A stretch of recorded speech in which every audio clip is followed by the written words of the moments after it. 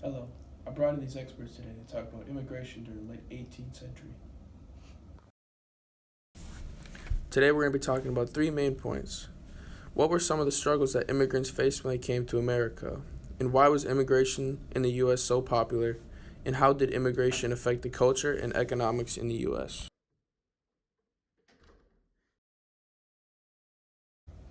So let's start off by talking about some of the reasons why immigration was such a popular event during the late 18th century.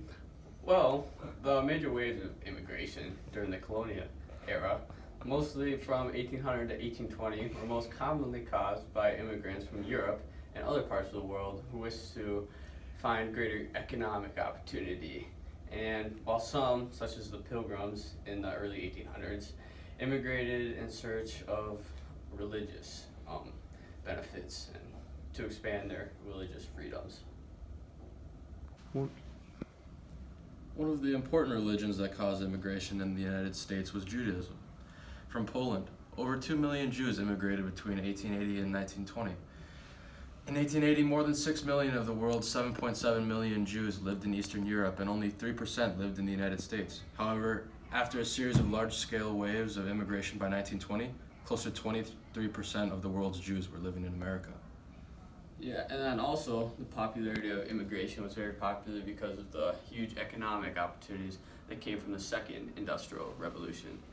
It led to the mechanization of industry, the factory system, and urbanization. The new technology, inventions, and innovations opened opportunities to create massive organizations that led to a new major opening of jobs for immigrants to take hold of. So tell me, who were all the other immigrants? Alright. Most of the immigrants that traveled to the U.S. were aliens. Bailey. We all know that aliens didn't immigrate into the United States until the 1930s. Alright, I guess most of the Europeans that immigrated were from Germany and Ireland during the 19th and 20th century. These immigrants also created the population that existed at the time when the United States came into existence. Almost every citizen of the United States immigrated at one point or another. So tell me, did immigration have a positive or negative impact on society during the time? Well, a little bit of both. Some of the positive effects of the immigration had on the U.S. were it provided cheap labor. Labor wasn't as costly for American consumers anymore because immigrants would work for less money and they ended up filling up a lot of unwanted jobs. Also, immigrants became a key part of America's economic growth, and they contributed to America's rise and increasing population. They also paid taxes to increase Social Security and the federal budget and help boost the economy as well. Sound all too bad. Yeah, however, they have a lot of negative impacts on society as well. Follow me. Immigrants are taking away our jobs, increasing our taxes, taking away our wages. They're threatening American identity, adding to the economy decline, trying to fit in, but they're not. Adding to cheap labor and taking away American jobs because they will work for less. Changing our culture and... Billy, what the What? Aliens. Hey, get that out of here. So, was immigration restricted due to these impacts? Yes. Although the United States was founded with the help and inspiration of people and ideas from various countries, some U.S. citizens voiced suspicions of foreigners and immigrants at various times throughout its history. In 1978, a period of tension with France influenced a series of laws known as the Alien Sedition Acts. So what's aliens? The Alien Sedition Act? Irrefutable evidence! Are you kidding me? Bailey, there were no aliens. No, Bailey. The Alien Sedition Acts were where immigration was concerned. The bill extended the period of residency required for the citizenship from 5 to 14 years. It also allowed President John Adams to deport any alien citizens considered to be dangerous to the peace and safety of the United States. You guys need an open mind. That's what you guys need. Guess he's leaving. So, it seems like immigration impacted the American West then, right? because many of the immigrants who were farmers before they came to America immigrated to the West and the Great Plains because the land was so cheap. It was mostly the Norwegians and the Germans who immigrated to those areas. When these people came to the West, they brought connected family along with them. This led to the creation of ethnic islands, which was a society built upon the old world traditions and culture that the immigrants had in their home country.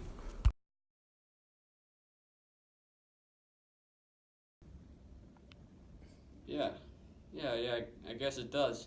I never really thought of it like that, but I guess the American West can be kind of compared to immigration to the U.S. in the 1800s. It kind of reminds me, it's starting to kind of remind me of that girl that immigrated to the Ellis Islands. What was her name again, Bailey? Oh yeah, what was her name? Annie Moore. Let me tell you a story. On January 1st, 1892, there was a teenager from County Cork, Ireland, named Annie Moore. Annie became the first immigrant ever processed at Ellis Island. She traveled by boat for 2 weeks across the Atlantic Ocean in steerage with her 2 younger brothers. She traveled across the Atlantic Ocean in search for her parents, who were already living in New York. Later, after the children arrived in America, they became reunited with their family once again and lived a great life. She even got married several years later and lived a long, happy life. Where did you hear about that? I read in a book called Anne Moore, First in Line for America. Yeah, but she's not the only one who struggled with immigration either. How so? Well, many immigrants struggled with having good housing, having good health, and also many immigrants struggled with jobs, finding jobs and keeping them. The majority of immigrants lived in tenements, or in other words, they lived in slums of the cities. And due to their living habits, many were really susceptible to disease like tuberculosis, and also 60% of immigrant babies died before the age of 1. So it really hurt their population and their overall quality of life. It was also harder to find a good paying job as an immigrant because many of the immigrants were unskilled and uneducated, and not a lot of workforces are happy with those two lack of skills.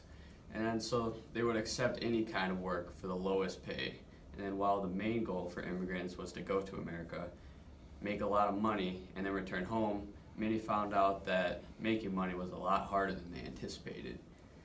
So they either lived out the rest of their lives in America or were forced to return home empty-handed because of the economic depression they faced. Interesting. Hello, today we travel back to 1892 Chicago to talk to Rudyard Kipling.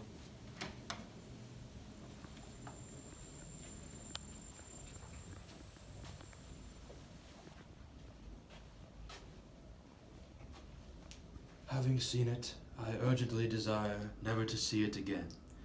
It is inhabited by savages. Journal entry 45, Rudyard Kipling, Chicago, 1892. This is starting to remind me of something.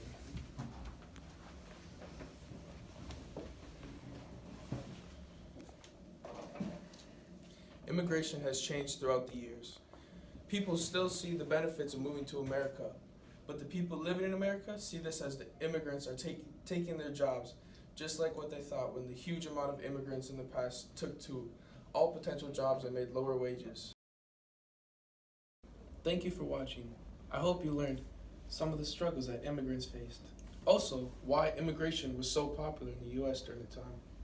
And finally, how did immigration affect the culture and economics of the U.S.? That was good. And then